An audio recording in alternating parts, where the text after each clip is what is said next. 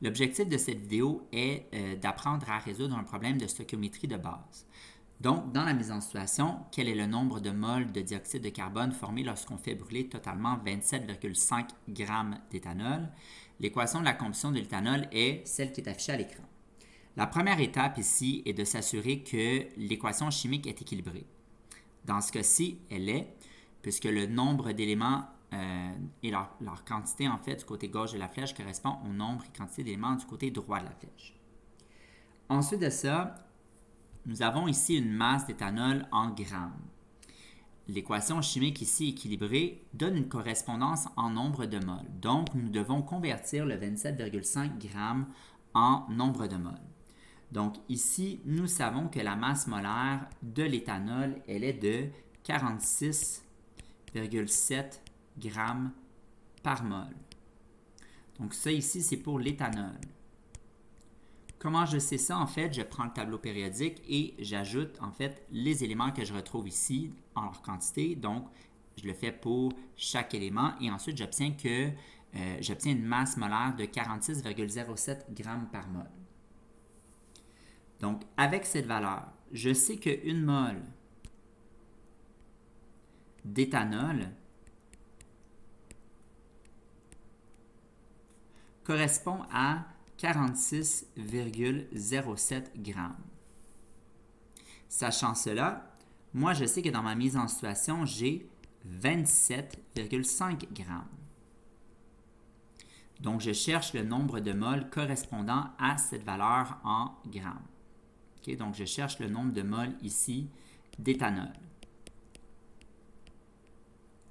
Alors, c'est une proportion, donc je sais qu'une mole égale 46,07 g.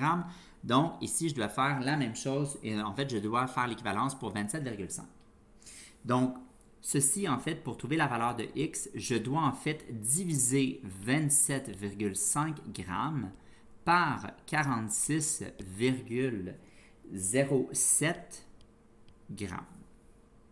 Donc, ici, la valeur de x va correspondre à 0,587 mol.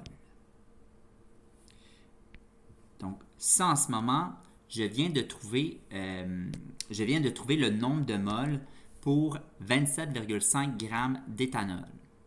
D'accord? Donc, maintenant, la prochaine étape ici est de trouver mon nombre de moles de dioxyde de carbone, puisque c'est la question. Donc, ici, je sais que lorsque j'ai une mole d'éthanol, donc lorsque j'ai une mole d'éthanol, je suis supposé avoir 2 moles de dioxyde de carbone. Donc lorsque j'ai une mole d'éthanol, j'obtiens en fait 2 moles de CO2. Donc, je sais cela parce que quand je regarde la réaction chimique, c'est carrément ce qui est indiqué. Une mole d'éthanol donne 2 moles de CO2. Maintenant, dans ma mise en situation, je le sais que, en fait, je possède 0,587 moles d'éthanol.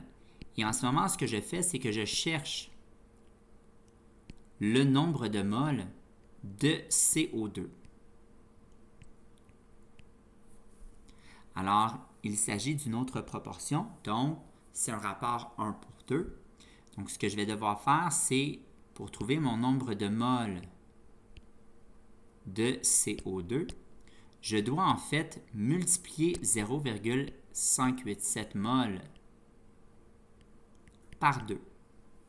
Donc, cette valeur me permet de trouver que le nombre de moles de CO2 dans cette mise en situation est bel et bien de 1,174 mol. Donc, ceci est la réponse au problème demandé.